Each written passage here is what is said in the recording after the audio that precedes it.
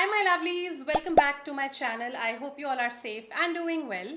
आज की वीडियो कोई मेकअप या ब्यूटी वीडियो नहीं होने वाली है। This is going to be a very personal video. You won't believe me, I was trying to make this video for the last 3 years।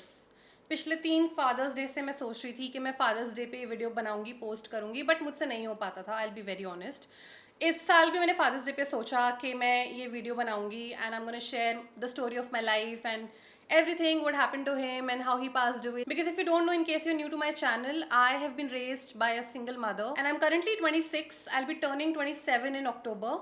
तो my father passed away when I was 6 years old and basically हमारा पूरा childhood ही ऐसे बीता है, मेरा और मेरे भाई का। I have a sibling 1 year younger to me। जैसे नॉर्मल होता है लोगों का बचपन, वैसा नहीं रहा है मेरे और मेरे भाई का। You guys are my virtual family and आज मैं जो भी हूँ it is all because of you guys. Of course मैंने मेहनत भी बहुत करी अपने यूट्यूब चैनल पे यहाँ तक पहुँचने के लिए, बट आप लोगों के सपोर्ट के बिना किसी चीज का कोई मतलब ही नहीं होता ना। इस साल भी फादर्स डे से एक दो दिन पहले मैं सोच रही थी कि मैं ये वीडियो बनाऊंगी, पोस्ट करूंगी, लेकिन जैसे जैसे वो डेट पास आ रही होती है ना, तो मैं मतलब I don't know how to explain, मेरा ना हिम्मत ही नहीं हो पाता कि मैं कैमरा उठा के बैठूं वीडियो बनाऊं। दैट इज वाई मैं अब बना रही हूँ जुलाई में। एंड अभी भी मैंने बहुत सोचा, मतलब बहुत दिन ऐसे ओवर थिंकिंग करी, if I should make it, if I should not make it, but I think you people deserve to know where I come from and you know some people actually comment and tell me that you know what Shivani, you are my inspiration, you have motivated me a lot. और ये सब सुन के मुझे बहुत अच्छा लगता है, but किसी को एक्चुअली में नहीं पता है कि मैं कहाँ से आई हूँ और क्या रही है मेरी लाइफ अब तक। सब कुछ ना मुझे पहले बहुत ज़्यादा ट्रिगर करता था एंड कहीं ना कहीं मुझे I was not comfortable talking about it. लेकिन अभी obviously if I talk about it ना, मुझे बुरा ज़रूर लगेगा, लेकिन ट्रिगर नहीं करेंगी because I have accepted things how they are. I have accepted my past और अभी मैं लाइफ ऐसे जीती हूँ कि ठीक है, जो है भगवान की मर्जी है, जो होना है उनकी मर्जी से होना है, जो नहीं होना उसमें भी उन्हीं की कोई भलाई होगी। काइंड ऑफ आप कह सकते हो कि अभी still I have gathered all the courage to make this video. बाकी ऑब्वियसली सोशल मीडिया पे हर चीज शेयर नहीं करी जाती है, बट मेरे साथ ये प्रॉब्लम है that I get carried away और फिर मैं ओवर शेयर कर देती हूँ एंड देन बाद में थोड़ा बहुत मुझे रिग्रेट होता है कि यू नो इस इंसान के साथ इतना शेयर नहीं करना चाहिए था types. But of course you all are my family. जो भी मुझे लगता है कि हाँ चीज़ें बताने वाली हैं वो मैं आपको बताऊंगी, शेयर करूंगी। एंड जो नहीं बताने वाली, और वो भी शायद अगर मैं बोल दूं आज की वीडियो में, तो ऑफकोर्स एडिटिंग मेरे हाथ में है। So I was born in a lower middle class family. कोई मैं वेल टू डू फैमिली से बिलोंग नहीं करती हूँ एंड हम लोग जॉइंट फैमिली में रहते थे। So they use to be obviously my दादा दादी अभी भी हैं मेरी, देन पापा मम्मी, 2 चाचू। तब तक उन लोगों की शादी नहीं हुई थी एंड देन दिस वन बुआ हु वाज ऑलरेडी मैरिड। सो पहले उनकी शादी हुई, फिर मेरे पापा की शादी हुई क्योंकि घर के सबसे बड़े बेटे थे वो। So he got married, it was an arranged marriage. So after I think after 7 years of marriage, yeah, after 7 years of marriage he passed away and my mother was 30-31 at that time. जब से मैंने होश संभाला था ना, उनको मैंने हमेशा बीमार ही देखा था, मतलब हमेशा मैंने उनको बेड पे ही देखा था। It was obviously very tough to see him in that condition. So basically he had brain tumor and I'm really sorry, I'm very very very emotional whenever I talk about it. Of course बहुत बुरा लगता है and mummy और मैं बहुत emotional है, हम बहुत जल्दी रो पड़ते हैं। हमारा फैमिली, मतलब जो हमारा बैकग्राउंड था ना, वो फाइनेंशियली स्ट्रॉन्ग नहीं था। तो पहले उनका जो ट्रीटमेंट चला था वो एक प्राइवेट हॉस्पिटल में चला था because better facilities and stuff. लेकिन एक टाइम के बाद आकर ना ऐसा हो गया था कि, मतलब this is what mummy tells me, कि एक टाइम पर आके ऐसा हो गया था कि घर बेचने की नौबत आ गई थी क्योंकि ट्रीटमेंट के पैसे नहीं बचे थे। जो भी मतलब उनका वो फेस था ना, तो उसमें उनके 2-3 सर्जरीज भी हुए थे। Again this is what mummy tells me कि उनको फिट्स पड़ते थे कभी कभी and during the surgery you know एक बार he went into coma. This is another reason why I never had the courage before to make this video, because I don't want to come out as a crybaby on my channel. And the fact that I'm super duper emotional, I really have to control my emotions. एक बार he got into coma, then एक बार उनकी vision चली गई. So of course ये सारी बातें मुझे तब नहीं पता थी when I was small. तो क्योंकि मैंने उनको हमेशा बीमार देखा है, ऑन एंड ऑफ हॉस्पिटल में, कभी एडमिट हो रहे हैं, कभी डिस्चार्ज होके घर आ रहे हैं, देन फिर से तबीयत खराब हो जाती थी, फिर से हॉस्पिटल में एडमिट करना पड़ता था। सो आई गेस 3 से 4 साल उनका ट्रीटमेंट चला एंड कभी लगता था कि ठीक हो रहे हैं, कभी लगता था कि ठीक नहीं हो रहे हैं, मतलब अभी भी यू नो प्रॉब्लम है। और 2-3 सर्जरीज यार, मतलब ब्रेन ट्यूमर एंड देन कभी कुछ हो रहा है, कभी कुछ हो रहा है, कभी फिट्स पड़ रहे हैं। मतलब thank God as a daughter I never saw him in that condition, क्योंकि मैं देख भी ना पाती, to be very honest. When he got into coma, मुझे पता भी नहीं था यार ये सब, मतलब मम्मी टेल्स मी नाउ कि ऐसे हुआ था वैसे हुआ था, और जब मैं सुनती हूँ तो I just realise one thing कि उस टाइम पे मेरी माँ पे क्या बीत रही होगी। तो जैसे मैंने बताया कि एक टाइम पे घर बेचने की नौबत आ गई थी, सो दैट्स व्हेन डिसाइड किया कि जो ट्रीटमेंट है वो एम्स में कराएंगे, गवर्नमेंट हॉस्पिटल, क्योंकि ऑब्वियसली वहां पर पैसे कम लगते हैं। वहां के डॉक्टर्स अभी भी, मुझे I really trust the doctors over there, काफी अच्छे डॉक्टर्स होते हैं एम्स के। I am never gonna deny this fact. Obviously सबने बहुत कोशिश करी, but at the end we couldn't save him and then he passed away. क्योंकि पापा बीमार रहते थे तो ऑब्वियसली मम्मी सारा दिन उन्हीं के साथ, कभी हॉस्पिटल में रुक रही हैं। हम पे ना उन्होंने उतना ध्यान नहीं दिया, और इस चीज़ के लिए मैं और मेरा भाई उन्हें कभी ब्लेम भी नहीं करते हैं कि आपने हम पे कभी ध्यान क्यों नहीं दिया, बिकॉज यार ऑब्वियसली एक इंसान के लिए ना उसका partner is the top priority. And then वो थोड़ा थोड़ा एज अ फ्रीलांसर ब्यूटिशियन भी काम करती थी उस टाइम पे। सो बेसिकली जैसे अभी चलता है ना अर्बन कंपनी का जो पूरा कॉन्सेप्ट है, तो वो मेरी मम्मी वो चीज़ बहुत पहले से करती आ रही है कि बुकिंग्स लेती हैं क्लाइंट्स की, तो ऐसे करके she has worked as a freelancer beautician. तो उस टाइम पे थोड़ा थोड़ा मम्मी काम भी करती थी, और ऑब्वियसली देखो पैसों की जरूरत बहुत थी घर में, एंड इस चक्कर में क्योंकि ऑब्वियसली पैसे नहीं थे, तो 3 साल I studied in a government school. तो नर्सरी, केजी, फर्स्ट, बचपन से मैं बहुत ब्राइट स्टूडेंट रही हूँ, मैं पढ़ाई में बहुत अच्छी थी। मेरे खानदान में इनफैक्ट सबसे अच्छी बच्ची मैं ही थी पढ़ाई में। बड़े होते होते थोड़ा मेरा पढ़ाई से ध्यान हट गया था, लेकिन बचपन में ना मतलब ऐसा था कि हर कोई समझा के जाता था कि देखो बेटा पापा बीमार रहते हैं, कुछ करना है, पढ़ना है, कुछ बनना है। सो ऐसे करके मुझे समझाते थे obviously, and I was a very bright student. मेरे पापा चाहते थे कि उनकी बेटी ना गवर्नमेंट स्कूल में ना पढ़े, प्राइवेट स्कूल में पढ़े और इंग्लिश मीडियम स्कूल में पढ़े, क्योंकि उनको था कि बच्चे अच्छे से इंग्लिश मीडियम स्कूल में पढ़े, इंग्लिश बोले। Basically he wanted a good education for both of us, for me and my brother. Obviously जब पापा बीमार थे तो उन्होंने मम्मी को बोला कि शिवानी को गवर्नमेंट स्कूल से निकाल के प्राइवेट स्कूल में डालो, उसको अच्छे से पढ़ाओ। That's what he wanted. और उस टाइम पर इतनी ज़्यादा खस्ता थी फाइनेंशियल कंडीशन, स्टिल जैसे तैसे करके हिम्मत करके मेरे को निकाला वहाँ से। तो मेरा भाई जो है ना, उसकी स्टडीज़ बहुत ज़्यादा लेट स्टार्ट हुई हैं। बेसिकली उसका जो स्कूलिंग है ना काफ़ी लेट स्टार्ट हुई है, क्योंकि मम्मी हमेशा पापा के साथ ऑक्यूपाइड रहती थी। इतने हॉस्पिटल्स के चक्कर, डॉक्टर, फिर कभी कोई ऑपरेशन हो रहा है, कभी सर्जरी हो रही है, कभी कुछ हो रहा है, कुछ हो रहा है। घर का माहौल इतना ज़्यादा टेंशन वाला रहता था ना उस टाइम पे, that I still remember all of that. मतलब इतने से बच्चे को ना याद भी नहीं होता है कि क्या हुआ है बचपन में, but I remember and I can't help it. तो मेरे भाई का भी यही सीन था कि अच्छे स्कूल में पढ़ाना है, तो उसने अपना जैसे ही प्ले स्कूल खत्म करा उसको प्राइवेट स्कूल में डाल दिया, जहां पर हम लोग 12th क्लास तक पढ़े दोनों, मैं और मेरा भाई, हम दोनों 12th वहीं से पास आउट है। मम्मी ने यंशु का एडमिशन करवाया मेरे भाई का, मम्मी ने मुझे भी गवर्नमेंट स्कूल से निकाला, सेम जिसमें मेरे भाई का एडमिशन करवाया था वहीं पर मुझे वहां पर मेरा एडमिशन करवा दिया। मैं फर्स्ट क्लास तक वहीं पढ़ी हूँ गवर्नमेंट स्कूल में, एंड देन क्योंकि सीट्स अवेलेबल नहीं थे ना सेकंड की, तो फिर से मम्मी ने मुझे फर्स्ट क्लास में ही डाल दिया इन दैट प्राइवेट स्कूल। तो दैट्स हाउ मैंने फर्स्ट क्लास 2 बार रिपीट करी है। मुझे ना कभी कभी यकीन नहीं होता है how my mother managed everything, क्योंकि उस टाइम पापा थे, ऑब्वियसली काफी मेडिकल एक्सपेंसेस होते थे उस टाइम पे, and at the same time मैं, मेरा भाई, हम लोग प्राइवेट स्कूल में पढ़ रहे हैं। I had no idea how that lady managed, and that is why one thing that I would like to tell you is that she has worked really hard, she has struggled so much for both of us. I know आपने मुझे हमेशा से Babli, chirpy, हंसते हुए देखा है मेरे channel पे, but this is my reality, you know. It still makes me feel really sad. उतना मैं ट्रिगर नहीं होती जैसे मैंने बोला, बट बुरा तो मुझे लगता है ना। और मेरी क्लास टीचर जो थी उस टाइम पे, क्लास 1 की जो मेरी क्लास टीचर थी, Seema ma'am, she is so nice, मतलब शी वॉज सो हेल्पफुल। वो मेरे को लिटरली गले से लगा लेती थी, मुझे इतना प्यार करती थी लिटरली, क्योंकि मम्मी ने ना पूरा क्लियर करके रखा था कि मैम इसके पापा ऐसे ऐसे बीमार रहते हैं, और ऑब्वियसली मेरी क्लास टीचर थी, उन्हें पता था मैं पढ़ाई में कितनी अच्छी हूँ। सो उस दौरान एक कोई तो स्कीम चली थी, और उसमें था कि teachers can refer student names for free ships, and मेरी मैम ने बिना पूछे, मतलब ना बिना हमें बताए, ना मेरी मम्मी को बिना इन्फॉर्म किए मेरा नाम रेफर कर दिया, एंड मुझे फ्री शिप मिल गई। सो फर्स्ट टू 12th तक मुझे फ्री शिप मिल गई, कि मतलब मैं फ्री में पढ़ सकती हूँ इस स्कूल में, क्योंकि I don't belong to a well to do family and I am a bright student at the same time. तो that's how I got the free ship. बस हमें ना साल के कुछ एनुअल डेवलपमेंटल चार्जेस समथिंग देने पड़ते थे,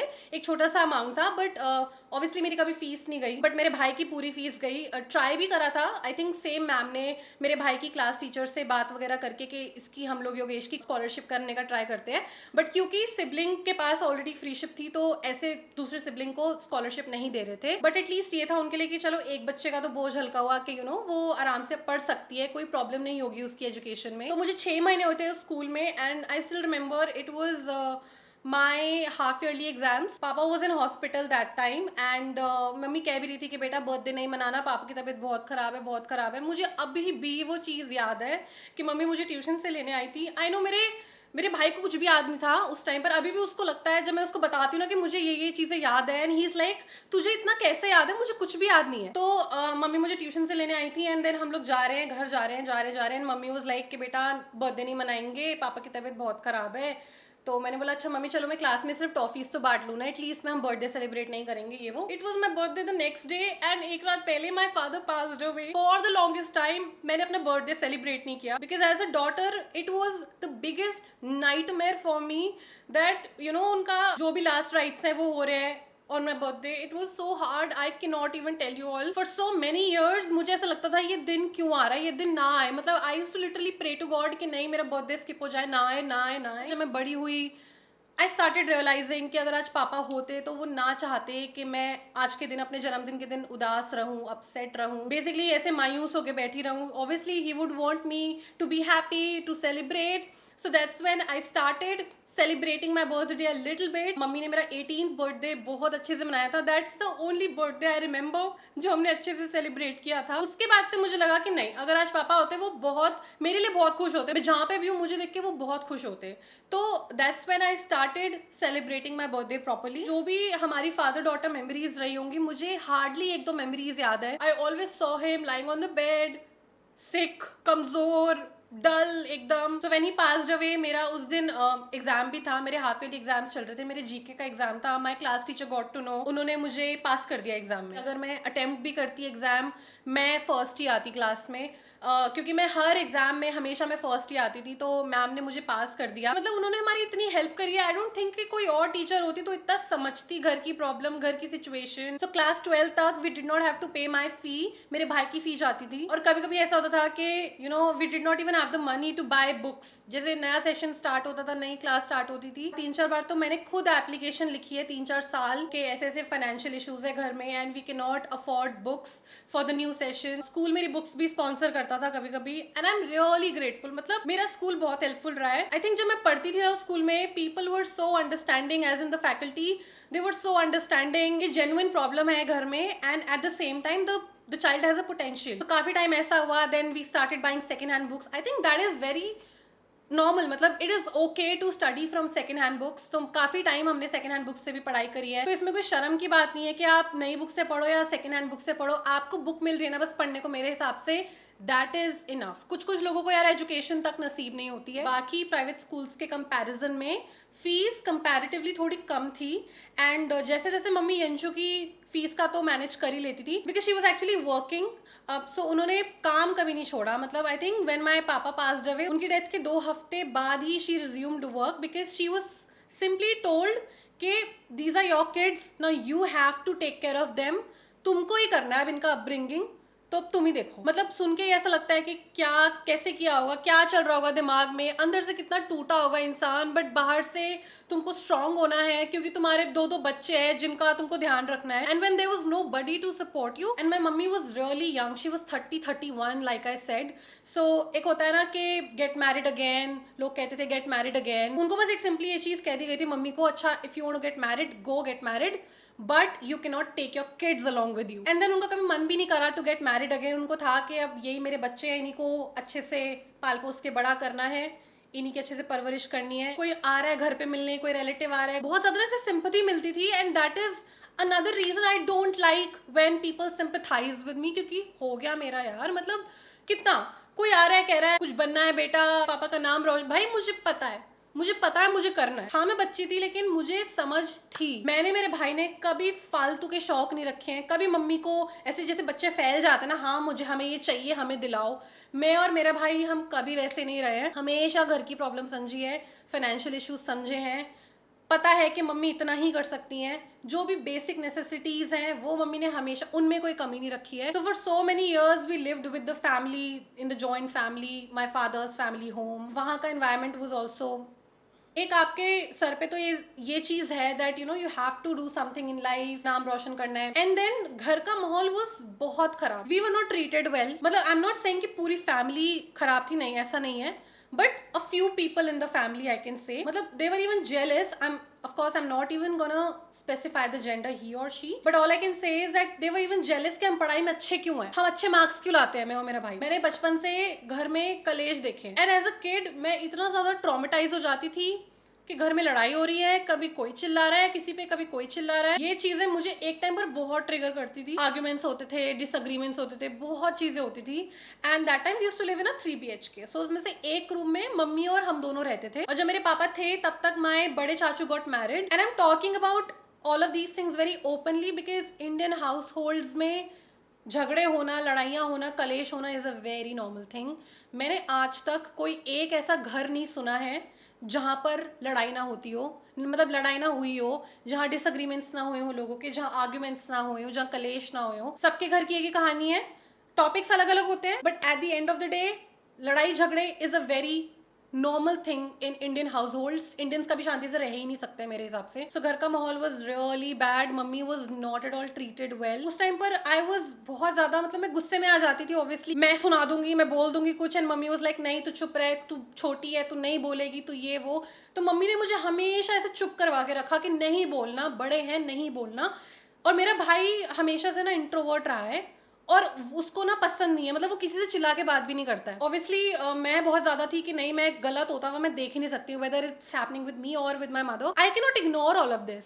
2011 अक्टूबर में वी गॉट सेपरेटेड।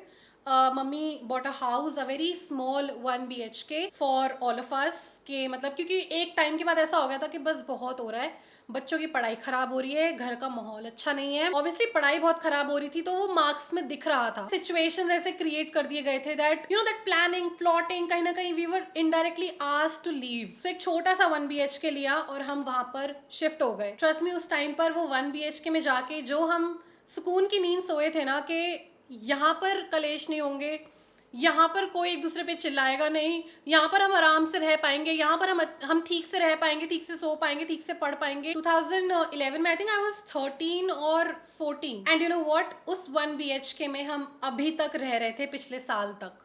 तो वो वही सेम घर है जो मेरी मम्मी ने खरीदा था हम सबके लिए। और वहां से फिर हमने यहाँ शिफ्ट किया into a bigger house. So that is one main reason कि जब हम वो घर छोड़ रहे थे ना, हम लोग बहुत रो रहे थे, मैं और मम्मी। ऑब्वियसली मम्मी ने, उनका वो पहला घर था जो उन्होंने बहुत मेहनत से बनाया था। आई एम श्योर आप भी समझोगे कि अटैचमेंट हो जाती है और आपका मन नहीं करता है वो जगह इतनी आसानी से छोड़ने का। बट ऑब्वियसली लाइफ में आगे बहुत कुछ करना है, बढ़ना है, तो कुछ चीज़ें हमें पीछे छोड़नी पड़ती हैं। बात थी कि देखो ग्रैंड पेरेंट्स से अटैचमेंट तो होती है। So my grand father passed away before my father, and अभी बस दादी ही हैं घर में।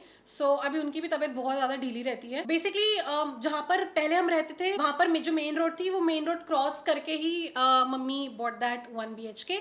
तो वहाँ से दादी का घर वॉज रियली पास। So there were many days जब मैं ट्यूशन के बाद डायरेक्ट दादी के घर पहुँच जाती थी उनसे मिलने के लिए, क्योंकि दादी यूज्ड टू रियली मिस अस। ऐसा होता ना कि वो बॉन्ड एक बहुत ही अलग होता है ग्रैंड पेरेंट के साथ आपका बॉन्ड, क्योंकि जब पापा बीमार रहते थे ना, मम्मी तो ऑब्वियसली उन्हीं के साथ ऑक्यूपाइड रहती थी। मेरे को और मेरे भाई को दादी ने ही देखा, यू नो, उन्होंने ही हमको हम स्कूल से आते थे हमें खाना खिलाती थी, और जो भी है मतलब बेसिकली उन्होंने ही हमें पाला है। Even after papa passed away, mummy was still working as a freelancer beautician. There were a lot of times जब हम स्कूल से आते थे वो घर पे नहीं होती थी, तो dadi used to take care of us. I always loved the bond that I shared with my दादी।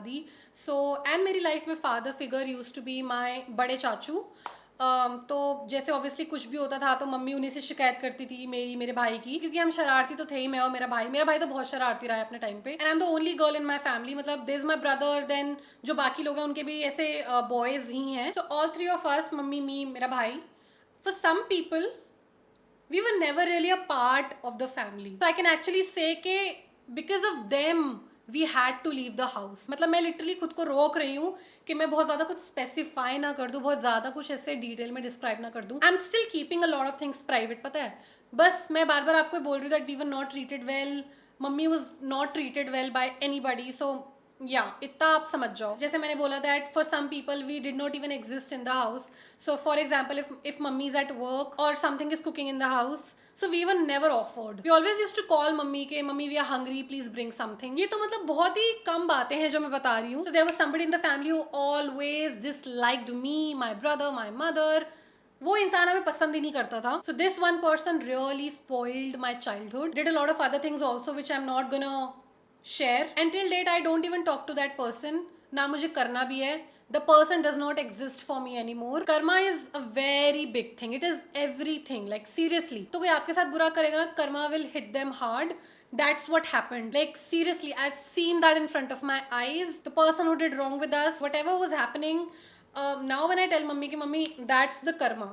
So she's like, yeah, we all know it's the karma, and karma बहुत बड़ी चीज़ होती है. My बड़े चाचू also passed away, and trust me, इतना मैं अपने पापा के जाने पे नहीं रोई जितना मैं उनकी डेथ पे रोई थी. बिकॉज ऐसा था कि उनके बाद ना वही मेरे फादर फिगर थे. तो उनकी डेथ ने तो हम सबको हिला के रख दिया था कि हाउ इज इट पॉसिबल. एक हफ्ते पहले ही was fine, fit and fine. I was in 10th I guess that time. I don't remember. अभी बचपन में तो मैं बहुत अच्छी थी पढ़ाई में, लेकिन बड़े होते होते होते होते because I got into that toxic relationship, तब भी I never stopped talking to that person when I was in school. तो अभी 12th तक आते आते मेरे मार्क्स बहुत ख़राब हो गए थे बिकॉज मैं मेंटली बहुत ज़्यादा परेशान थी बिकॉज ऑफ दैट रिलेशनशिप. मैं 12th के प्री बोर्ड्स तक फेल हो रही थी. ये चीज़ मैंने इंस्टाग्राम पे भी बताई है कि आई वॉज फेलिंग, बट मैंने ये कभी नहीं बताया कि Y I was Fehling. 12th के बोर्ड से पहले I broke up with that person and I was like enough is enough. मेरे बोर्ड्स आ रहे हैं, I can't take this shit. Mummy को बहुत लेट डाउन कर लिया. अब नहीं, अभी कुछ करना है. I have to do something. I concentrated on my studies. बहुत कम टाइम था मेरे पास पढ़ने के लिए क्योंकि पहले कुछ पढ़ के रखा नहीं हुआ था मैंने. And then जो भी पढ़ा मेरे काफ़ी सही मार्क्स आ गए. I was shocked to see my marks. I was like ये मेरे ही मार्क्स हैं. बेस्ट 4 में I think I got 80%. I know बहुत कम होंगे कुछ लोगों के लिए जो 95 97 98% लाते हैं, उनके लिए तो कमी है, लेकिन मेरे लिए बहुत थे क्योंकि like I said I was failing ना. तो एकदम से बोर्ड्स में बेस्ट 4 में 80% आ जाना, it was unreal for me. मुझे नहीं लगता कि मुझे DU मिलता अगर मैं अप्लाई करती बिकॉज DU के कॉलेजेस की कट ऑफ बहुत ज़्यादा जाती थी. 12th तक तो फ्री शिप थी मेरी, बट अब उसके बाद तो कॉलेज की फीस जाएगी ना. तो काफ़ी मैंने सोचा कि क्या करना चाहिए क्या नहीं करना चाहिए. My plan A was to become a teacher because I loved teaching. And actually में जब मेरे एग्जाम्स खत्म हुए, जब मेरा रिजल्ट आने में टाइम था, मैंने सोचा था मैं घर पे खाली तो नहीं बैठूंगी. तो मुझे ऐसा था कि अब मुझे पैसे कमाने स्टार्ट करने. I have to become her helping hand क्योंकि अभी मेरे भाई की स्कूलिंग कंप्लीट नहीं हुई है. वो मुझसे 2 साल जूनियर रहा है स्कूल में, जैसे मैंने बताया. तो 12th के एग्जाम्स के बाद कहीं किसी के थ्रू, मम्मी की कोई क्लाइंट के थ्रू एक होम ट्यूशन उन्होंने मुझे दिलवाई. तो मेरा प्लान था मैं टीचर बनूंगी. जब मेरे रिजल्ट आ जाएगा मैं B.Ed वगैरह करूंगी या फिर मैं मेकअप आर्टिस्ट बनूंगी because I was very interested in makeup also. But obviously उस टाइम पर I barely had any money, तो मैं कुछ ऐसे खरीद भी नहीं पाती थी. The max I could afford was Maybelline का काजल. उस टाइम पर एक होम ट्यूशन मैंने स्टार्ट करी एक छोटे से बच्चे को पढ़ाना. And my first earning was I think 900 rupees, जिसमें से 300 दैट पर्सन टुक कमीशन जिसके थ्रू मुझे वो स्टूडेंट मिला था. And 600 was my earning. I think I kept 100 and I gave 500 to mummy if I am not wrong. वो मेरी पहली कमाई थी मेरी लाइफ की. रेगुलर कॉलेज करने का मेरा प्लान वैसे भी नहीं था क्योंकि मुझे पता था मुझे मिलेगा नहीं DU, और अगर मिल भी जाता तो कोई अच्छा कॉलेज ना मिलता मेरे हिसाब से. सेकेंडली ऐसा था कि कॉलेज जाके 3 साल मैं अपने खराब कर लूंगी. इससे बेटर है कि मैं कोई कोर्स करती हूँ, मेकअप आर्टिस्ट का कोर्स कर लेती हूँ एंड थोड़ा बहुत मेरी अर्निंग स्टार्ट हो जाएंगी. क्योंकि उस टाइम पर ना मेरी कज़न है जो अभी भी she works as a makeup artist, तो उसने भी तभी सीखा था उसी टाइम पर. मेरे पास आउट होने से 1 साल पहले आई थिंक, क्योंकि वो मुझसे बड़ी है तो वो भी सेम फील्ड में जा रही थी उस टाइम पर. मेकअप आर्टिस्ट का कोर्स वगैरह कर रही थी. मुझे ऐसा था कि मैं भी मेकअप आर्टिस्ट बन जाऊंगी. मेकअप आर्टिस्ट के कोर्स के लिए लगेगा तो मम्मी वाज लाइक कि मैं करूंगी अरेंज अगर तुझे करना है तो. आई थिंक मार्च में मेरे बोर्ड्स खत्म हुए थे एंड आई थिंक रिजल्ट आते आते मई जून हो जाता है. तो उस टाइम पर there was another client, mummy की एक और क्लाइंट, गॉड ब्लेस दैट दीदी. तो उनकी जो कजन है she was working as a cabin crew in IndiGo and that's when that client told my mummy, मतलब शी सजेस्टेड माई मम्मी के आप शिवानी को क्यों नहीं ट्राई कराते हो, इंटरव्यूज वगैरह दिलाओ ऐसे एयर होस्टेस के. शी इज प्रिटी ऑल्सो, तो एक बार आप ट्राई कराओ उसको, आई एम श्योर वो कर लेगी. मैं स्कूल से एकदम ऐसे निकली हुई लड़की, मुझे कुछ समझ ही नहीं है दुनियादारी की, ना मेरा कॉलेज तक स्टार्ट नहीं हुआ. मतलब मैंने कॉलेज जाके भी नहीं देखा, मुझे पता भी नहीं है कॉलेज में क्या होता है क्या नहीं होता है. वो कॉलेज लाइफ में वैसे मैं इंटरेस्टेड भी नहीं थी क्योंकि मैं बहुत ही सीरियस बच्चा रही हूँ अपने टाइम पे कि I have to do something, mummy को सपोर्ट करना है, घर देखना है. हमेशा से मेरे दिमाग में ना यही चलता रहता था. जब लाइफ बहुत अनफेयर रही होती है तो भगवान अपने आप आपके लिए ना रास्ते खोल देता है. तो I think my kismat has to do a lot. So I still remember that didi came with her cousin. तो उन्होंने मुझे बैठ के बताया कि ऐसे ऐसे. उस टाइम पर ना हमारे पास एक लैपटॉप हुआ करता था, मम्मी ने किश्तों में, मतलब बहुत सारी ऐसी चीज़ें होती थी जो मम्मी ना हमारे लिए ईएमआईज़ में खरीद लेती थी, तो हमारे लिए एक लैपटॉप भी मम्मी ने लिया हुआ था। उस टाइम पर उन्होंने, दीदी ने बैठ के मुझे लैपटॉप में मतलब डिफरेंट डिफरेंट एयरलाइंस की वेबसाइट्स खोल के दिखाया कि यहाँ पर वॉक इन इंटरव्यूज़ की डिटेल्स होती हैं, ऐसे करना होता है, अपना सीवी बना के जाना होता है। मुझे तो सीवी की फुल फॉर्म भी नहीं पता थी कि क्या होती है, तो उन्होंने मुझे अपना सीवी दिया कि इसमें edit it out, make changes. तब तक मेरा ना रिजल्ट वगैरह आ गया था, मेरी 12th की मार्कशीट भी आ गई थी। तो ऐसा था कि 10th-12th की मार्कशीट लेके जाना है, ऐसे कपड़े पहन के जाने हैं, हील्स पहन के जाना है, मतलब सब उन्होंने आगे मुझे एक दिन गाइड किया कि ऐसे ऐसे करना है। एंड दैट इज वाई जब भी, मतलब when I was flying, when I was working, कोई भी, जिसको भी मेरे चैनल के थ्रू पता चलता था कि I work as a cabin crew ना, तो मैं हमेशा, जो भी मुझसे कोई पूछता था डीएम पे आके, इंस्टाग्राम पे कोई भी मुझे मैसेज आता था, मैं हमेशा लोगों की हेल्प करने के लिए रेडी रहती थी।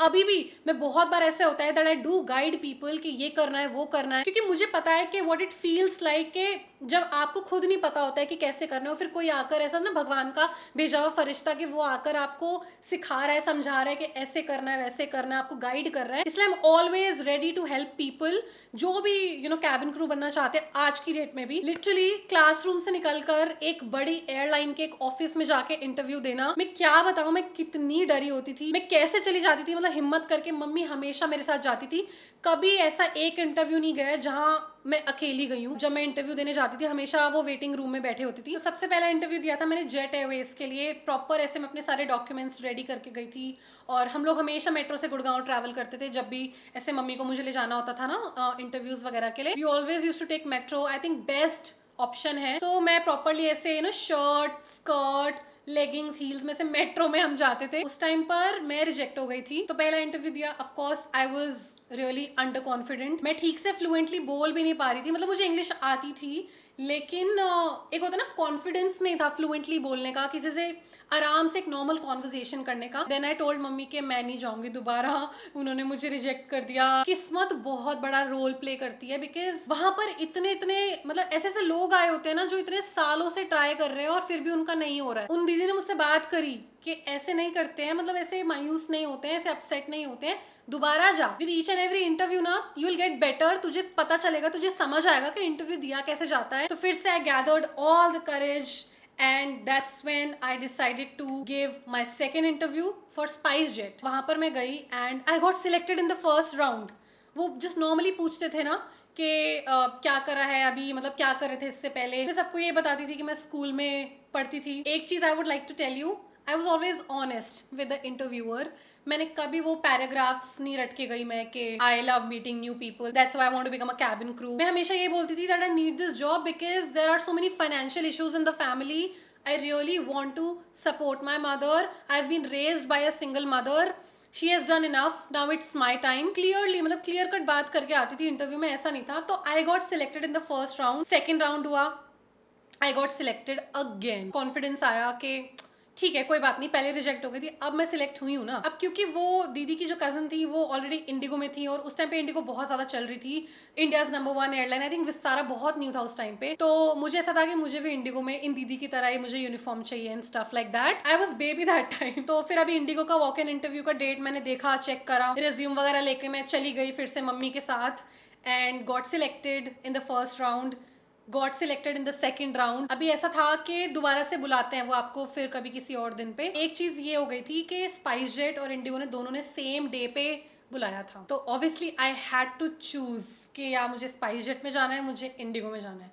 Obviously I was biased towards Indigo. वहां पर भी एक ग्रुप डिस्कशन हुआ था, एंड उस टाइम पर भी पता है जब उन्होंने मुझसे पूछा था ना कि व्हाट्स योर बेस्ट मेमोरी, मैंने बोला था मेरा 18th बर्थडे। सीरियसली, मतलब उस टाइम पर भी ऐसा था कि वो तब अभी तक की मेरी बेस्ट मेमोरी रही है, बिकॉज कुछ ही मंथ्स हुए थे मुझे 18 टर्न हुए हुए। उस राउंड में भी मैं सिलेक्ट हो गई। व्हेन आई से कि किस्मत बहुत बड़ी चीज है, मेरे साथ इतनी लड़कियां बैठती थी, इतनी लड़कियां बैठती थी इंटरव्यू देने के लिए, बहुत सुंदर सुंदर लड़कियां, बहुत गुड लुकिंग, मुझसे एज में बड़ी, इतनी वेल स्पोकन, और वो रिजेक्ट हो रहे हैं और मैं सिलेक्ट हो गई हूँ। मतलब सीरियसली मैं भगवान से ग्रैटिट्यूड मतलब इतना ज्यादा मैं करती आई हूँ कि मतलब मुझे ना आसानी से मिल गई वो चीज जिसके लिए इंसान इतना स्ट्रगल कर रहे हैं।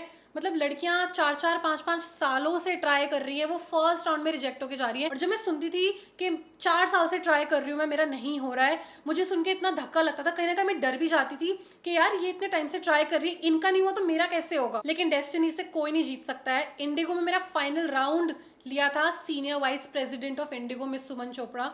सो उनके साथ था हमारा फाइनल राउंड। उन्होंने मुझसे पूछा, why do you want this job, why do you want to become a cabin crew.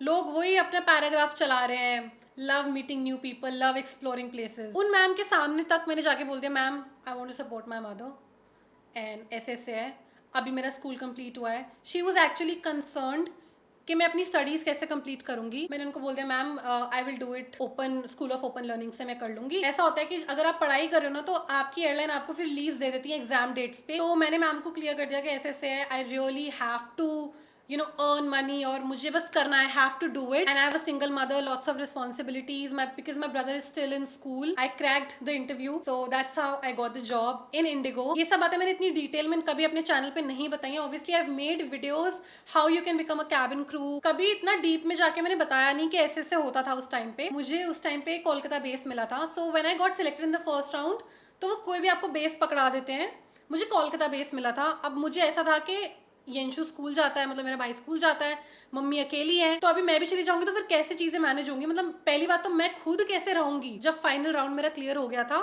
I went to, I don't remember his name, mister Rakesh Prasad. I explained him the whole situation के ऐसे ऐसे है and please give me daily base, I would really appreciate, I will be really grateful. तो उस time पर नहीं sorry, पहले मैंने अपना बेस स्वैप किया था। मैंने जैसे अपनी मम्मी को फोन करा, रोते रोते मैं फोन करी, मम्मी मैं सिलेक्ट हो गई। नीचे मेरी मम्मी वेटिंग एरिया में बैठी है, वो रो रही है वहां से फोन पे। मैं मम्मी के पास गई, ऑब्वियसली हमने हक करा एक दूसरे को, बिकॉज जॉब मिल गई थी गाइज। जो भी फाइनल राउंड में जो गर्ल सिलेक्ट हुई थी, एक बंदी के साथ मैंने अपना बेस स्वैप कर लिया था। मतलब कभी भी हम स्वैप तो कर सकते थे, अप्लाई करोगे फिर तुम्हारा वेटिंग लिस्ट के अकॉर्डिंग टाइम लगेगा, मतलब आपको वो बेस मिलने में।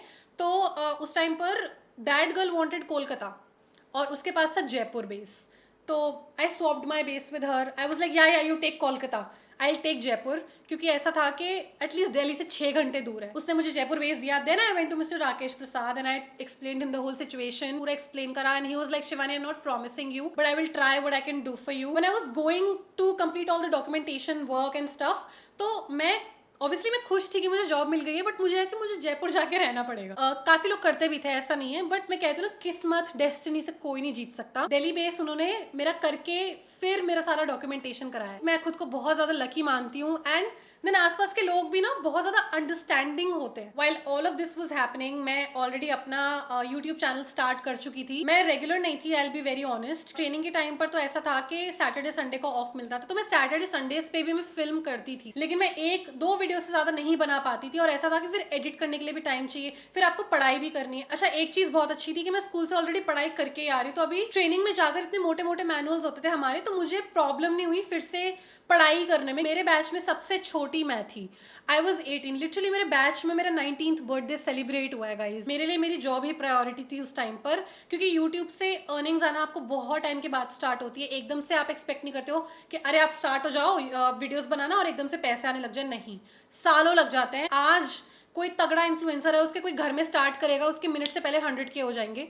लेकिन उस टाइम पर तो ये सब कॉन्सेप्ट भी बहुत न्यू था, यूट्यूब सुनने में भी नहीं आता था, इंस्टाग्राम, बस लोग अपना कुछ ऐसे नॉर्मल से फैशन ब्लॉगर्स वगैरह थे उस टाइम पे। तो मैं हमेशा अपना फोकस रखती थी कि मुझे अच्छे मार्क्स लाने हैं, मुझे किसी एग्जाम में फेल नहीं होना है, मुझे अपना अपना इंडिगो एग्जाम क्लियर करना है, डीजी से एग्जाम क्लियर करना है, मेरा बस टारगेट यही रहता था। तो ट्रेनिंग टाइम पर तो ऑब्वियसली मैंने बिल्कुल भी ज्यादा ध्यान नहीं दिया यूट्यूब पे। And then when I started flying, I used to make a lot of vlogs like travel with me. कभी मैं चेन्नई में सोलो घूम रही हूँ, मैं व्लॉग बना रही हूँ। मतलब मैं स्टिल ऐसे सोचती हूँ ना कि I was just 19-20 that time, और मैं चेन्नई में आराम से अकेले घूम रही हूँ एक दिन, जहां पर लैंग्वेज का भी इशू है। और अभी वाली शिवानी सो डिफरेंट कि उसको कंपनी चाहिए। तो I think back then I was kind of independent also, कि ठीक है कोई है नहीं साथ में, मैं अकेली चली जाऊंगी घूमने। तो एक ये चीज मुझे वापस लानी है अपने अंदर। By that time I got into another relationship, a very healthy and happy relationship. So ऐसा कोई मेंटल हेल्थ इश्यूज नहीं थे कि ये झगड़े हो रहे हैं, कलेश हो रहा है, ऐसा कुछ भी नहीं था। Everything was super chill.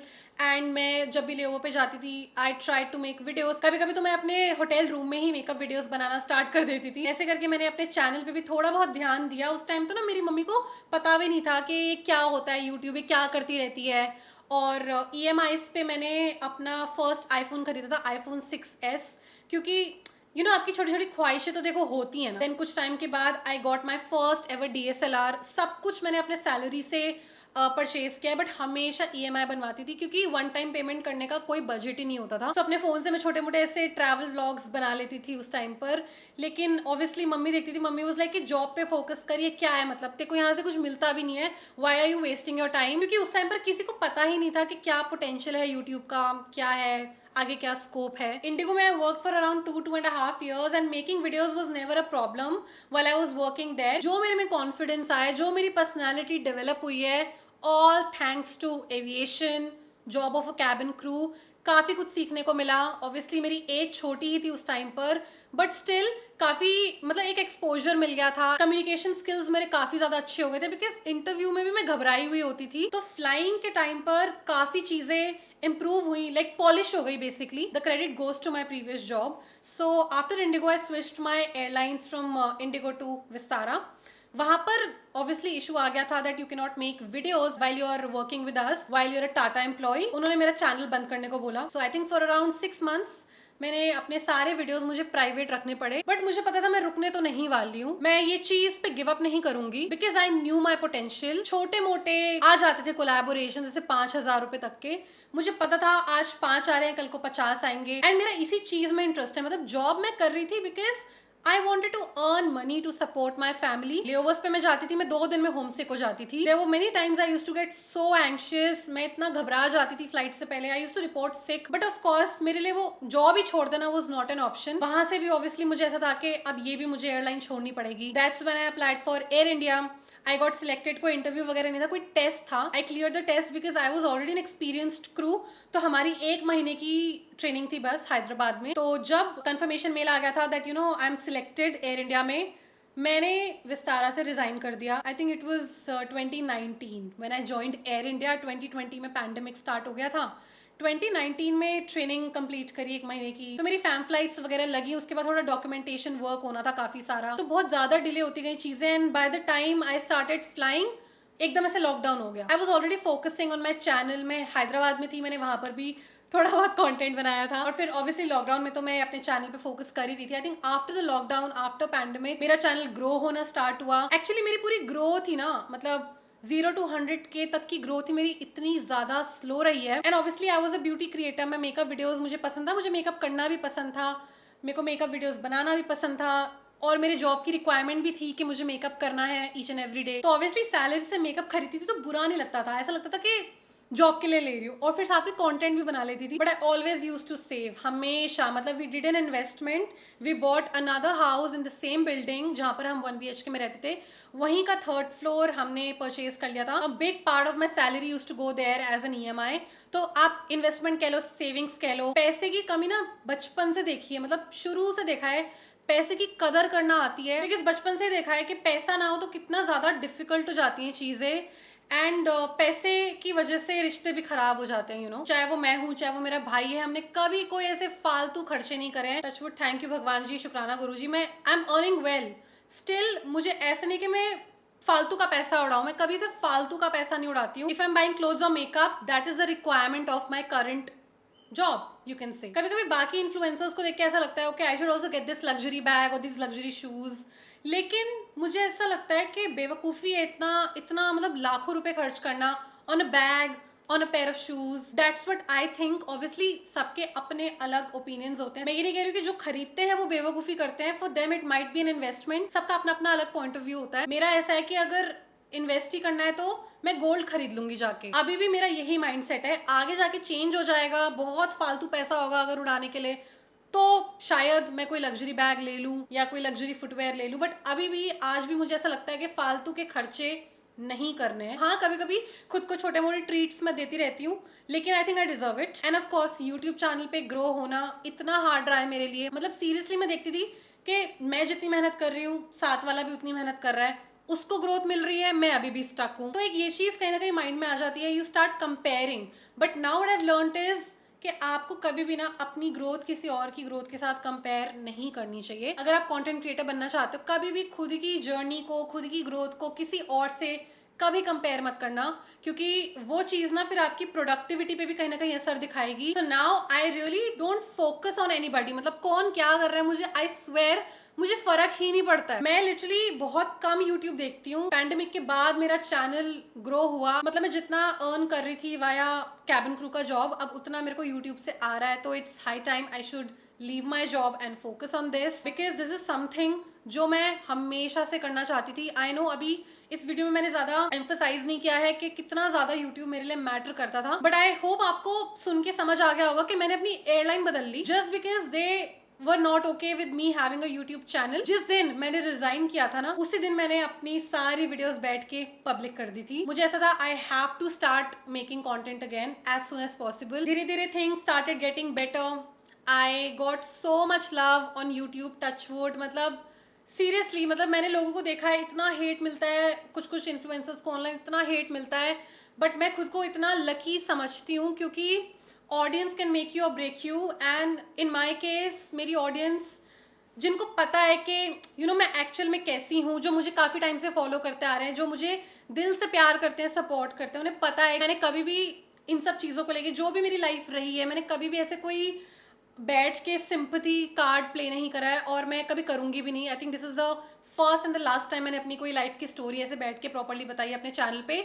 इसके बाद आई am never gonna talk about this again. मैं हमेशा जाना चाहती हूँ अपने काम की वजह से कि मतलब कोई कहे अच्छा Shivani Taneja the one who is a beauty creator, and not अच्छा शिवानी तनेजा वही जो अपने वीडियो में रोती रहती है.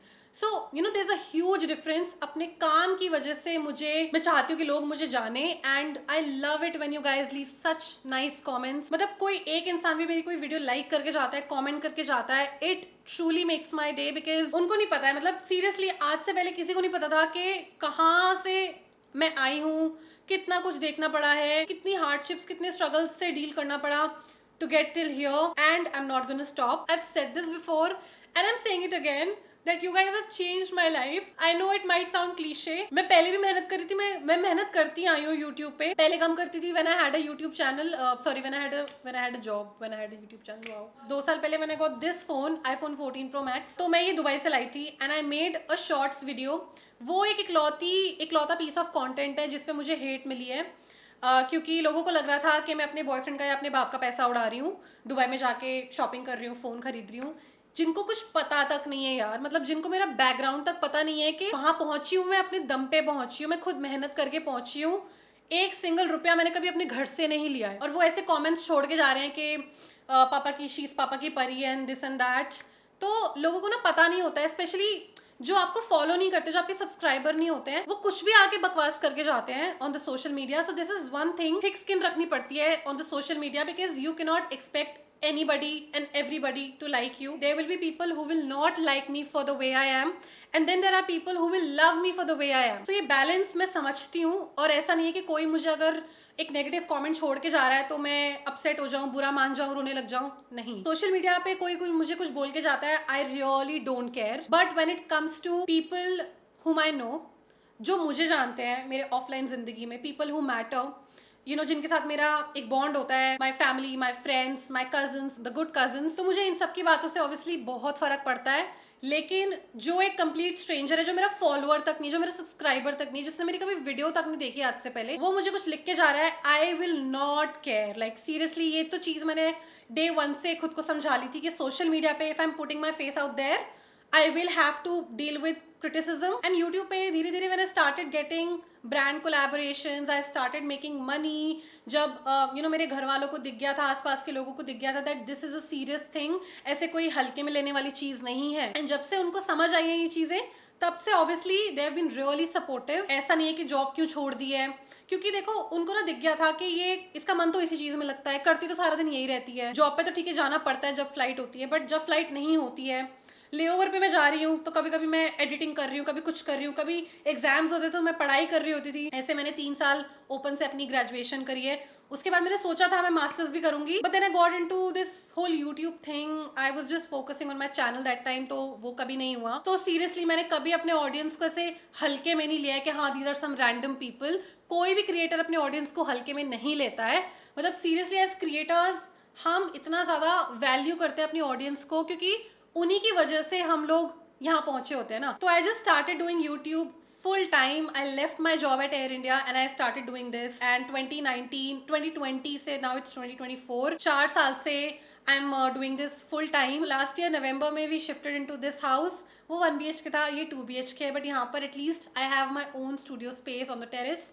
So this is also 1 BHK जहाँ मैंने अपना studio space बनाया हुआ है. अभी it's all good, touch wood, it's all fine. I can manage my expenses, घर के expenses, everything. मुझे नहीं पता था कि ऐसे दिन भी हम एक टाइम पर देखेंगे because life was really unfair. Emotional struggles, financial struggles, and the main thing, loss of my father, loss of a parent. It was so hard to deal with that at such a young age. कहते हैं ना कि past में नहीं जीना चाहिए. मैं भी अपने पास्ट में नहीं जी रही हूँ, लेकिन पास्ट को completely 100% भुलाया भी नहीं जा सकता है ना.